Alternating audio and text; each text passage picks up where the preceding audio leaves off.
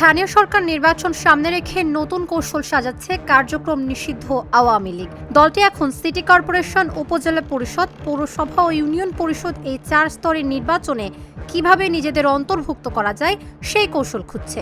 তাদের লক্ষ্য স্থানীয় সরকার নির্বাচনের মাধ্যমে ধীরে ধীরে নির্বাচনী রাজনীতিতে ফিরে আসা।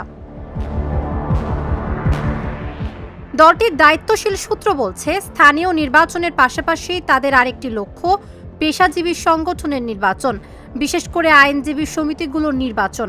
স্থানীয় সরকারের নির্বাচনকে রাজনৈতিক এন্ট্রি পয়েন্ট হিসেবে দেখছেন কার্যক্রম নিষিদ্ধ আওয়ামী লীগ নেতারা। শেখ হাসিনা ত্রয়োদশ জাতীয় সংসদ নির্বাচনের পর ভার্চুয়ালি নেতাকর্মীদের সঙ্গে কথা বলেছেন। অন্তত 2টি কর্মসূচিতে আত্মগোপনে থাকা নেতাকর্মীদের দেশে ফেরার তাগিদ দিয়েছেন তিনি। পাশাপাশি স্থানীয় নির্বাচনের জন্য এখন থেকেই প্রস্তুতি নেওয়ার পরামর্শ দিয়েছেন। আওয়ামী লীগ নেতারা মনে করছেন, পরবর্তী জাতীয় সংসদ নির্বাচনে ফিরে আসতে হলে স্থানীয় নির্বাচনে আগে যুক্ত হতে হবে। সে লক্ষ্যেই কারাগারে থাকা নেতাকর্মীদের জামিনের বিষয়টিতে জোর দেওয়া হবে। একই সঙ্গে আওয়ামী লীগের কার্যক্রমের ওপর থাকা নিষেধাজ্ঞা প্রত্যাহারের জন্য সরকার ও আন্তর্জাতিক মহলের সঙ্গে যোগাযোগ বাড়ানোর পরিকল্পনাও রয়েছে। আইনজীবী সমিতি নিয়ে আশাবাদ।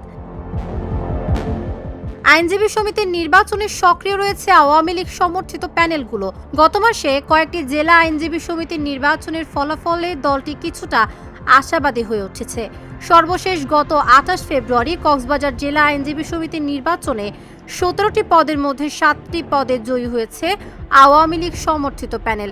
এর আগে 26 জানুয়ারি অনুষ্ঠিত ব্রাহ্মণবাড়িয়া জেলা আইনজীবী সমিতির নির্বাচনে সভাপতি সহ 10টি পদে জয় পেয়েছেন আওয়ামী লীগ সমর্থিত প্রার্থীরা। 18 ফেব্রুয়ারি অনুষ্ঠিত নোয়াখালী জেলা আইনজীবী সমিতির নির্বাচনে আওয়ামী লীগ সমর্থিত প্যানেল সাধারণ সম্পাদক সহ 9টি পদে জয়ী হয়েছে। এছাড়া লক্ষ্মীপুরে 8টি ও চাঁপাইনবাবগঞ্জে 6টি পদে জয় পেয়েছে। সারা দেশে 74টি আইনজীবী সমিতি রয়েছে।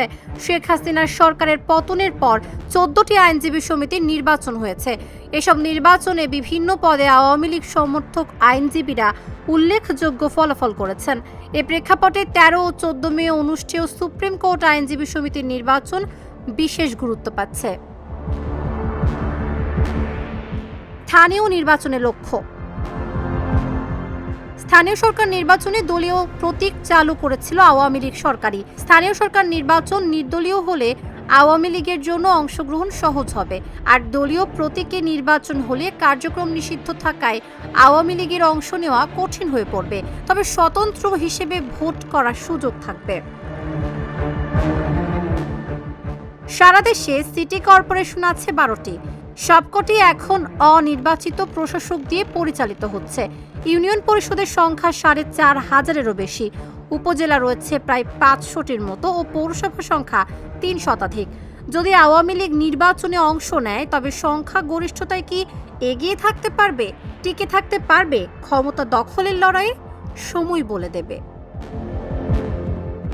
তাবাসসুম সেজুথি, ঢাকা জার্নাল।